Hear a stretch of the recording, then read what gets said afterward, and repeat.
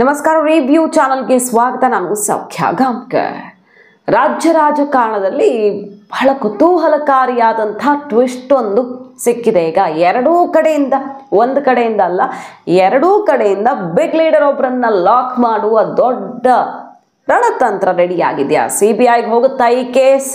Interesting ಬೆಳವಣಿಗೆ ಬಗ್ಗೆ ಮಾಹಿತಿ ಮುಂದೆ ಇಡ್ತಾ ಇದೀವಿ. ಮಿಸ್ ಮಾಡ್ತಾರೆ ನಮ್ಮ ಚಾನಲ್ನ ಸಬ್ಸ್ಕ್ರೈಬ್ ಮಾಡಿ, ನಿಮ್ಮ ಅಭಿಪ್ರಾಯ ಕಮೆಂಟ್ ಮಾಡಿ ತಿಳಿಸಿ. ಎಸ್ ವೀಕ್ಷಕರೇ, ಸದ್ಯ ರಾಜ್ಯ ರಾಜಕಾರಣದಲ್ಲಿ ಸಿಕ್ಕಾಪಟ್ಟೆ ಸದ್ದು ಮಾಡ್ತಿರೋದು ಸೆಷನ್ನಲ್ಲಿ ಒಂದು ವಕ್ಫ್ ವಿಚಾರ, ಇನ್ನೊಂದು ಪಂಚಮಸಾಲಿ ಹೋರಾಟ ತಾರಕಕ್ಕೇರಿದೆ. ಸ್ವಾಮೀಜಿ ಸರ್ಕಾರಕ್ಕೆ ನೀವು ಇದನ್ನೇ ಸಂವಿಧಾನ ಬಾಹಿರ ಅಂತಿದ್ದೀರಲ್ವ, ಏನು ಮಾಡ್ತಿರೋ ಮಾಡ್ಕೊಳ್ಳಿ, ನಮಗೂ ಗೊತ್ತು ಹೇಗೆ ತಗೊಳ್ಬೇಕು ಅಂತ ಸಿದ್ದರಾಮಯ್ಯನವ್ರಿಗೆ ಸವಾಲು ಹಾಕಿರೋದು.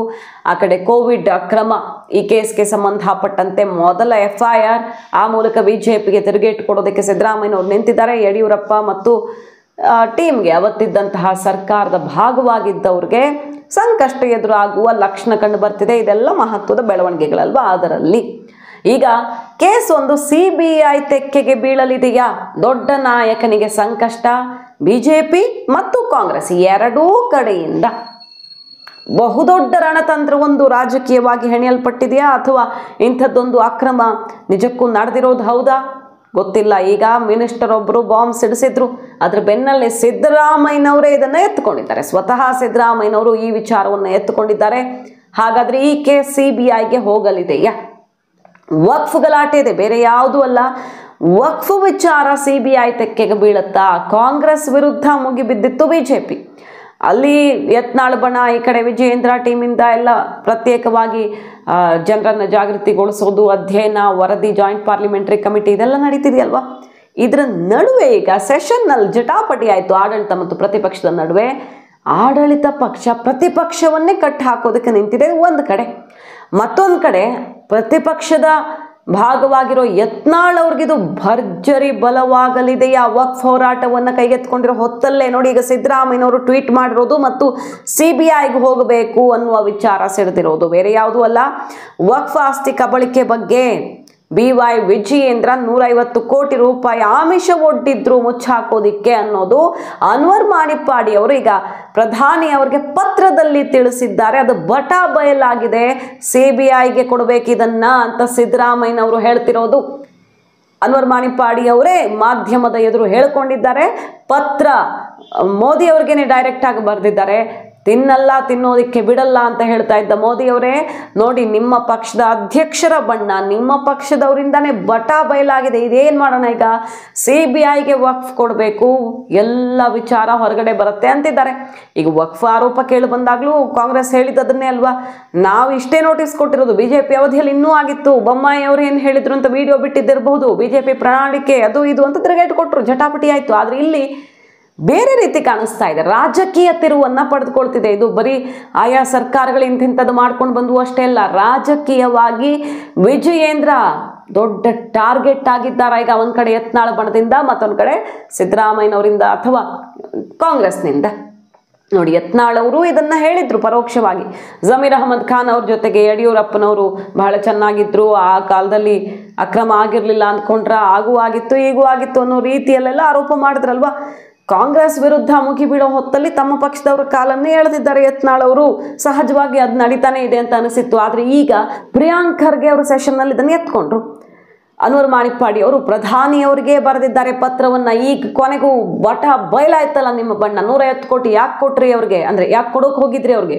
ಕೊಟ್ಟಿಲ್ಲ, ಕೊಡೋಕೆ ಬಂದಿದ್ರು ಅಂತ ಅನ್ವರ್ ಮಾಣಿಪ್ಪಾಡಿ ಅವ್ರು ಹೇಳಿದ್ದು. ಓಡಿಸಿದೆ ನಾನು, ಗನ್ಮ್ಯಾನ್ ಕರ್ಕೊಂಡು ಬಂದಿದ್ರು ನಮ್ಮ ಮನೆಗೆ, ಆ ರಿಪೋರ್ಟನ್ನು ಬಹಿರಂಗಪಡಿಸಬಾರ್ದು ಅಥವಾ ಅದ್ರ ಬಗ್ಗೆ ಎತ್ಕೊಳ್ಬಾರ್ದು ವಿಚಾರನ ಅಂತ ಈ ಥರ ಆಮಿಷ ಒಡ್ಡಿದ್ರು ಅಂತ ಅವತ್ತು ಸರ್ಕಾರದಲ್ಲಿ ಅಲ್ಪಸಂಖ್ಯಾತ ಆಯೋಗದ ಅಧ್ಯಕ್ಷರಾಗಿದ್ದ ಅನ್ವರ್ ಮಾಣಿಪ್ಪಾಡಿ ಅವರು ಪ್ರಧಾನಿ ಮೋದಿ ಅವ್ರಿಗೆ ಪತ್ರ ಬರೆದಿರೋದು ಬಯಲಾಗಿದೆ ಅಂತ ಸಿದ್ದರಾಮಯ್ಯನವರು ಬರ್ಕೊಂಡಿದ್ದಾರೆ.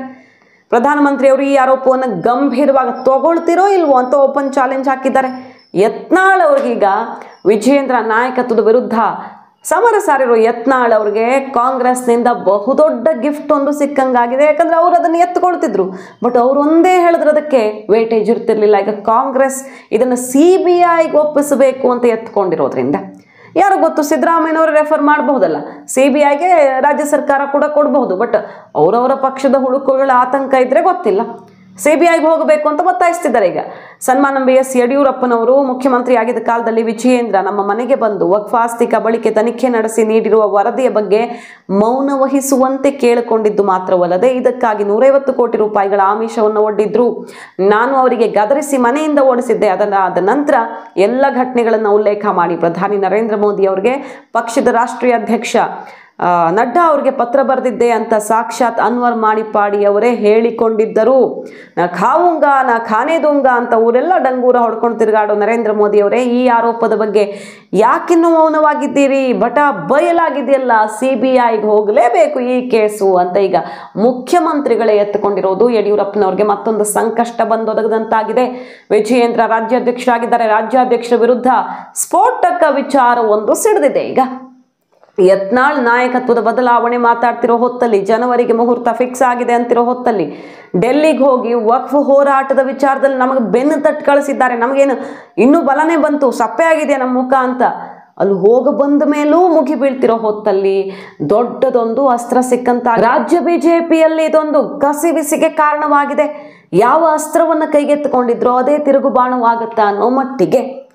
ಮತ್ತೊಂದು ಕಡೆ ನೋಡಿ, ಕೋವಿಡ್ ಕೇಸು ಅದು ಯಡಿಯೂರಪ್ಪನವರ ಅವಧಿಯಲ್ಲಿ ಶ್ರೀರಾಮುಲು ಅವರಿದ್ದಾಗ ಅದು ಇದು ಅಂದ್ಕೊಂಡು ಮತ್ತೆ ಅಲ್ಲಿಗೆ ಬಂದು ನಿಲ್ತಾ ಇದೆ. ಬೇರೆ ಕೇಸ್ಗಳು ಯಡಿಯೂರಪ್ಪನವರ ಸುತ್ತಿಕೊಳ್ತಿರೋದು ನೋಡ್ತಾ ಇದ್ದೀವಿ. ಅವರಿನ್ನು ರಾಜಕೀಯ ಅಂದರೆ ಚುನಾವಣಾ ರಾಜಕಾರಣದಿಂದ ನಿವೃತ್ತಿ ತಗೊಂಡ ಮೇಲೂ ಕೂಡ ಅವ್ರಿಗೆ ಸಂಕಷ್ಟ ಬಿಡ್ತಿಲ್ಲ. ಪೋಕ್ಸೋ ಕೇಸ್ ಅಂತೆ ಅದು ಇದು ಅಂತ. ಯಾಕಂದ್ರೆ ವಿಜಯೇಂದ್ರ ಸುತ್ತ ಬೇಕಾದಷ್ಟು ಬಾಣಗಳು ಬಂದು ನಾಟಿಕೊಳ್ತಿದ್ದಾವೆ. ಆ ಕಾರಣವೂ ಇರಬಹುದು. ಇನ್ನೊಂದು ಕಡೆ ಪಂಚಮಸಾಲಿ ಮೀಸಲಾತಿ ಹೋರಾಟದಲ್ಲೂ ಕೂಡ ಯತ್ನಾಳ್ ತನ್ನ ಕೈಯನ್ನ ಬಲಪಡಿಸಿಕೊಳ್ತಿದ್ದಾರೆ. ಈಗ ಪಂಚಮಸಾಲಿ ಸ್ವಾಮೀಜಿ ತಿರುಗಿ ಬಿದ್ದಿದ್ದಾರೆ ಸಿದ್ದರಾಮಯ್ಯನವ್ರ ವಿರುದ್ಧ. ಸಿದ್ದರಾಮಯ್ಯನವ್ರ ಈ ರೀತಿ ಹ್ಯಾಂಡಲ್ ಮಾಡ್ತಾರೆ ಈ ಕೇಸನ್ನು ಅಂತ ಯಾರೂ ಅಂದ್ಕೊಂಡಿರ್ಲಿಲ್ಲ. ಅವ್ರ ಕ್ಯಾಬಿನೆಟ್ ಅಲ್ಲೇ ಯಾರು ಅಂದ್ಕೊಂಡಿರ್ಲಿಲ್ಲ. ಸ್ವಲ್ಪ ಟೈಮ್ ಬೈ ಮಾಡಬಹುದು, ಮನವೊಲಿಸಬಹುದು ಅಂತ ಅಂದ್ಕೊಂಡಿದ್ರು. ಡೈರೆಕ್ಟ್ ಹಿಟ್ ಆಗಲ್ಲ ರೀ, ಇದು ಸಂವಿಧಾನ ಬಾಹಿರ ಇದು ಅಂತ ಗುಡುಗಿ ಬಿಟ್ಟರು. ಕಾರಣ ಇದೆ ಅದಕ್ಕೆ. ಯಾಕಂದ್ರೆ OBC ತಿರುಗಿ ಬೀಳ್ತಾರೆ. ಅದರಲ್ಲೂ ವಿಶೇಷವಾಗಿ 15% ಮೀಸಲಾತಿ ಅಲ್ವಾ ಈಗ ಪಂಚಮಸಾಲಿ ಕೇಳ್ತಿರೋದು.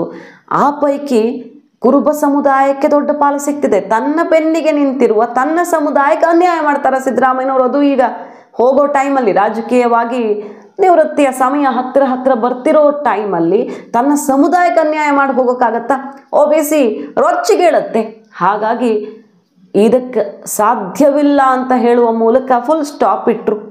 36 ಶಾಸಕರನ್ನ ಕಿತ್ತಾಕ್ರಿ ನಿಮ್ಮ ಸರ್ಕಾರದಿಂದ, ಕೈ ಬಿಟ್ಟು ಬಿಡಿ ಅನ್ನೋ ರೀತಿಯಲ್ಲೆಲ್ಲ ಮುಗಿಬಿಡ್ತಿದ್ದಾರೆ. ನೀವು ಕೊಡಲಿಲ್ಲ ಅಂದ್ರೆ ನಮಗೆ ಹೇಗೆ ತಗೊಳ್ಬೇಕು ಅಂತ ಗೊತ್ತು ಅಂತ ಸ್ವಾಮೀಜಿ ಓಪನ್ ಚಾಲೆಂಜ್ ಹಾಕಿ ನಿಮ್ಮ ನಂತರ ಬರೋ CM ಇಂದ ತಗೊಳ್ತೀವಿ ಅಂತ ಹೇಳೋ ಮೂಲಕ ನಿಮ್ಮ ಕುರ್ಚಿ ಶೇಕ್ ಆಗುತ್ತೆ ಅನ್ನುವಂಥ ಮೆಸೇಜ್ ತನಕ ಆ ಸ್ವಾಮೀಜಿಗಳಿಂದ ಕೊಡಲ್ಪಡ್ತಿದೆ. ಅಂಥ ಮೆಸೇಜ್ ಎಲ್ಲ ಬರ್ತಾ ಇದೆ. ಈಗ ರಾಜಕೀಯ ಜಟಾಪಟಿಗೆ ಪಂಚಮಸಾಲಿ ಮೀಸಲಾತಿ ಹೋರಾಟ ಕೂಡ ಕಾರಣ ಆಗಿದೆ. ಆದರೆ ನೇರವಾಗಿಯೋ ಪರೋಕ್ಷವಾಗಿಯೋ ಇದೆಲ್ಲದರ ಲಾಭ ಆಗೋದು ಯಾರಿಗೆ? ಯತ್ನಾಳ್ ಅವರಿಗೆ. ವಕ್ಫ್ ಹೋರಾಟದಲ್ಲಿ, ಈ ಕಡೆ ಪಂಚಮಸಾಲಿ ಮೀಸಲಾತಿ ಹೋರಾಟದಲ್ಲಿ. ವಿಜಯೇಂದ್ರ ವಿಚಾರಕ್ಕೆ ಬಂದರೆ ಪಂಚಮಸಾಲಿ ಹೋರಾಟವು ನುಂಗಲಾರ್ದ ತುತ್ತಾಗಿದೆ. ಅಲ್ಲಿ ಪ್ರೊಟೆಸ್ಟ್ ಜಾಗಕ್ಕೆ ಹೋದ್ರೆ ಅವ್ರ ವಿರುದ್ಧವೇ ಘೋಷಣೆ ಕೂಗ್ತಾರೆ. ಮತ್ತು ಅವ್ರ ಟೈಮಲ್ಲೂ ಅನ್ಯಾಯ ಆಗಿದೆ, 2C 2D BJಪಿಯವರು ಮೋಸ ಮಾಡಿದ್ರು ಅಂತ ಸಿದ್ದರಾಮಯ್ಯನವ್ರು ಬೇರೆ ಗುಡುಗಿದ್ರು. ಹೋರಾಟಗಾರರು ಕೂಡ ತಿರುಗಿ ಬಿದ್ದಿದ್ದಾರೆ. ಹಾಗಾಗಿ ಓವರ್ ಆಲ್ ಯತ್ನಾಳ್ ಈ ಎಲ್ಲ ವಿಚಾರಗಳಲ್ಲಿ ತನ್ನ ಕೈಯನ್ನ ಭರ್ಜರಿಯಾಗಿ ಬಲಪಡಿಸ್ಕೊಳ್ಳೋದಕ್ಕೆ ನಿಂತ್ರ. ಈಗ ಕಾಂಗ್ರೆಸ್ನಿಂದ ಬೇರೆ ಬಿಗ್ ಗಿಫ್ಟ್ ಸಿಗ್ತಿರೋದು ಕಾದು ನೋಡಬೇಕು. ರಾಜ್ಯ ಬಿಜೆಪಿಯಲ್ಲಿ ಅತಿ ದೊಡ್ಡ ತಿರುವನ್ನ ಕೊಡಲಿದೆಯಾ ಈ ಎಲ್ಲ ಬೆಳವಣಿಗೆಗಳು ಅಂತ. ಮಾಹಿತಿ ನಿಮ್ಗೆ ಇಷ್ಟ ಆಗಿದ್ರೆ ಮಿಸ್ ಮಾಡಿದ್ರೆ ನಮ್ಮ ಚಾನಲ್ನ ಸಬ್ಸ್ಕ್ರೈಬ್ ಮಾಡಿ. ನಿಮ್ಮ ಅಭಿಪ್ರಾಯ ಕಮೆಂಟ್ ಮಾಡಿ ತಿಳಿಸಿ. Thank you.